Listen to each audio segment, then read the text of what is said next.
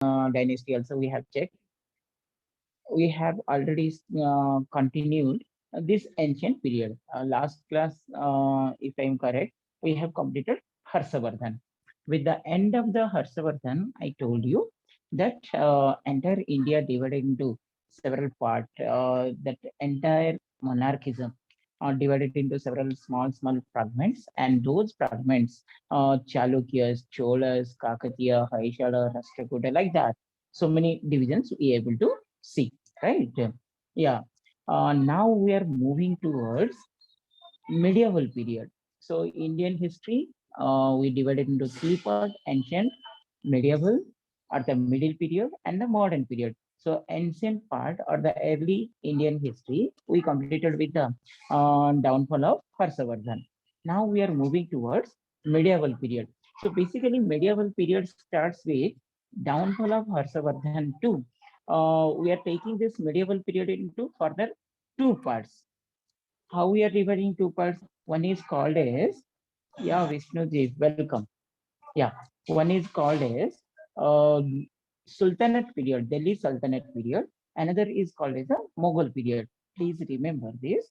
A simple one, no need to write, even you can remember. Medieval period or the Middle Indian period, medieval period, which is basically called as, it is divided into two parts. One is Delhi Sultanate. Why it is called Delhi Sultanate? Sultanate, the Muslim rulers, they invaded to India. They settled down in and around Delhi. They did expand more than that northern part of India. They settled down. Okay, there we able to find five dynasties, right? After that, they continued till 1526. Last ruler of that Delhi Sultanate we can consider as Ibrahim Lodi. Okay, and when Ibrahim Lodi defeated with Babur, then Babur started Battle of Palasi. First Battle of Panipat. I hope you know that. Okay, from the Battle of Panipat, 1526 to 1757. We will consider 1757 as the Mughal period. So 712 AD to 1757 AD are the common era which we are using nowadays, common era, considered as the medieval period. And this is Delhi Sultanate and Mughal period. I hope it is clear. Okay. Now, between this beginning of these two periods, in detail, we are going to discuss all the Delhi Sultanate. We have five dynasties, and Mughal period, we know that Babur, he ruled 4 years. 1526 he came. 1530 he died after 4 years. Panipat, Ghagra, Chausa, Chanderi, like that. After that, Humayun came. Then the Akbar, Jahangir, yeah, that all will continue. But now, before beginning of medieval period, let us have a brief idea what was the condition of India, and compare with the India, what was the condition of world also? Because now we are going to in touch with the rest of the world. That's why we should have a little bit knowledge on the rest of the world also during this beginning of early period. Okay, it's clear. I hope it is clear that after the Harshavardhan, instead of telling 712 AD, 712 AD is the first Arab invasion of Sindh. From that time onwards, we have started medieval period. But let us consider 700, 700 to 1200. That is the early medieval period. And another is, as I told you, Mughal period. That is, 1526. Let us see what is a socio-economic, cultural, religious, and status of women. These are all things. Little bit we will focus on that, and then we will go to the Delhi Sultanate because it is important. So many questions we are getting out of that. I hope it is clear, right? One thing plus, I never repeat. So we concentrate, try to understand, right? So if you take the important changes took place between this century, then the great after the death of Harsha, we able to see the anarchy or the monarchism in the country that handed over to Rajput. Rajput dynasty, one of the most important Rajput dynasty, we able to find after the death of Harshavardhan. And the relation of the Rajput we know with the Mughal period. We will discuss with that. So directly if you'll say At that time, you people may get a little bit confusion. That's why let us have a brief idea about this entire India. Chalo. First one is a Rajput. They established several small independent states, entire northern part of India. Social condition was completely deteriorated, completely collapsed.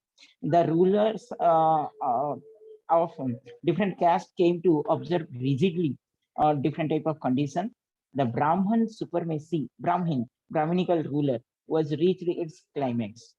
Okay, the subcaste became increased because subcaste in the sense, as we know that in the ancient India during the Vedic civilization we have started Brahmanya, Kshatriya, Vaishya, Sudra. After that it was divided, subdivided, and that is the subcaste. Okay, the subcaste was completely important. The number of subcaste increased, and the position of women during this period, during this medieval period, if you see, the position of the women completely deteriorated further. Further, their lifestyle and everything suppressed, right? Widow remarriage came to be regarded as a terrible sin. They did not encourage the widow remarriage. Okay, sati was completely existed, and the Purdah system was not very popular. Child marriage and lack of proper education, these all are completely existed in the society.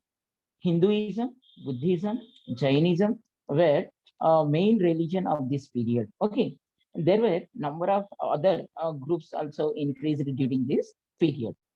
Along with that, Rajput kings encouraged the art, literature, architecture, beautiful palaces, strong forts, magnificent temples were built during this time until the Delhi Sultanate. Okay, and how do we able to get different type of source during this Middle Age? Middle Age, we able to get ample sources, inscriptions, number of inscriptions we able to get. It may be the rock inscription, stone inscription, copper inscription, temple walls, bricks, so many things we able to get. That is inscription. Another is yeah, magnificent monuments, buildings. That also different type of coins. Okay. Next, literary evidence. If you see chronicle accounts, okay, different type of rulers we able to get. Literacy and the religious work also we able to get during this time. Ample sources is available, and authentic source. Okay, we cannot deny the source. Such type of little bit improved things we able to get during this middle period. What is the India's relation with other countries? Very important. Some questions we may get it a little bit important. Let us see. Okay, one brief idea is required, otherwise we can't understand the rest of the part. Chalo, let us discuss a little bit India's relation with what is the condition of India at the middle age with contemporary world countries. That I am going to discuss now. India and the world during this Middle Age. The term Middle Age or medieval period denote the period between the ancient and the modern period. Okay, we know that one.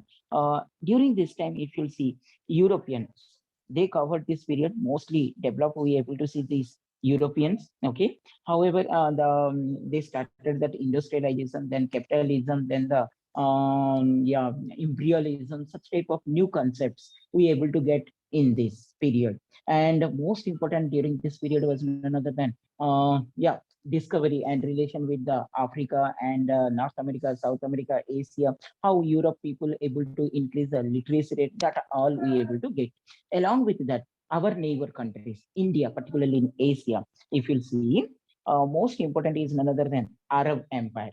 During this period, we able to get Arab Empire, Prophet Muhammad, a new religion we able to get during this time. Apart from in India, as we know that Jainism, please concentrate the class. I'm not repeating a single word. Okay, and don't divert your mind. I hope it's not a problem with you people. So we along with that Christianity, next the Hinduism, Jainism, next yeah, Confucianism in China, Taoism in China. We able to get another new religion during this time, that was none other than Islamic. Okay, Prophet Muhammad. Islam brought about a new awakening among the Arab tribe. That is one of the development we able to see. They conquered part of West Asia, North America, Egypt. They captured Sindh, India, established a powerful empire in Asian countries also. That is one development we able to see. Similarly, if you see the Central Asia, in the Central Asia, Turk, Turkistan, now Turkey, okay, Ankara is the capital city, okay, Turkey. If you see the Turks and the Mongol, you can find out between China and Russia, a middle some small country, you will get it Mongolia, and that people, those people were called as the Mongols. Turkey, I hope you know that between the Black Sea and the yeah, Black Sea and the Mediterranean Sea, a small country is there, Turkey. I hope you know that. Okay, so these two Central Asian countries also more powerful during this time. Okay, Asia, Africa, Europe, they were a little bit more important in different parts. Next, the great Mongol conqueror Genghis Khan. Another, we know that Genghis Khan spread the death and destruction wherever his army marched, and he even came to India and plundered different type of temples and Indian civilization that we know. So this is Central Asia. Now come to China. During this medieval period, our neighbor country China, if you see, China also started a little bit development. It emerged from the monarchism. Because China was ruled till 1911. China was ruled by the monarchism. I hope you know that. Okay, Sun Yat-sen was the ruler who abolished this Chinese dynasty. Anyhow, during this period, medieval period, China also little bit developed the civilization we able to see. It started mostly focused on the agriculture. Okay, China was rich by the time, silk, paper, okay, different type of species, and all these things developed by China. And China trader made the Central and Western Asia relation. Even they kept the relation with Europe, right? That is related to China. Similarly, here we able to see some of the other European country like this was also called as the dark age because there was no proper administration, anarchy, or we can say the monarchism reached its peak. Okay, and a new social and economic system which known as federalism, also feudalism, not federalism, feudalism. Feudal lords means landlord system, and they started the bonded labor, such type of things we able to see. It was especially a rural agricultural landlordship. Yeah, that was in Japan. It was called as the sagunet. Okay, and in Russia, that was called as a serfdom. Like that, so many development we able to see during this medieval period. And if you see, along with these all development, there was an important trade and commerce. We able to see new routes were invented. Okay, popular route. I hope you know that these European rulers, they came to Central Asia and they kept better relation, particularly cotton and the silk. For that purpose, they made one continuous route way, and that was popularly called as the Silk Route. I hope you know this one. Okay, China had a large overland trade with the West Asia, Europe, and India through the overland route, which was called as the Silk Route. I hope you have come across with this Silk Route. The trader, this was the condition during this period. Along with that, one more, if you'll see, influence of development in other part of the world on India. Okay, various development we able to see during this period. Most important is none other than the adventurous Arab merchants came to India. It was captured two Arab ships, which led to Arab invasion of Sindh. And this Arab invasion of Sindh started in particularly 712 AD. 712 AD, India later on faced the unsought great Turkey relation, Mughal relation, like that. So our journey start, our medieval period starts from particularly this time, 712 AD, 712 AD, Arab invasion of Sindh. As a result, we are able to see trade relation with the West and the Central Asia and Europe. the contact between the Arabia and South Asian countries, and we able to see the Islam. The religion was spread in India along with the Arab invasion. Even we able to get the Islam religion entered to India. These are the things we are going to discuss in this part. I hope it is clear. Okay, very simply I told. So these are the things you have to keep in mind. Next, next part, if you'll see, yeah, now you understood the medieval period. Now, before the medieval period, what was the political condition of India? Before the medieval period means we have to discuss between downfall of Harshavardhan to Arab invasion of Sindh. Okay, Arab invasion this came several time class, several times. 712 AD they started, but they didn't capture India on that particular year. It took a lot of time. We have to go to 712 AD to 1191 AD. In 1191 AD, I hope you know that Prithviraj Chauhan and Muhammad of Ghori.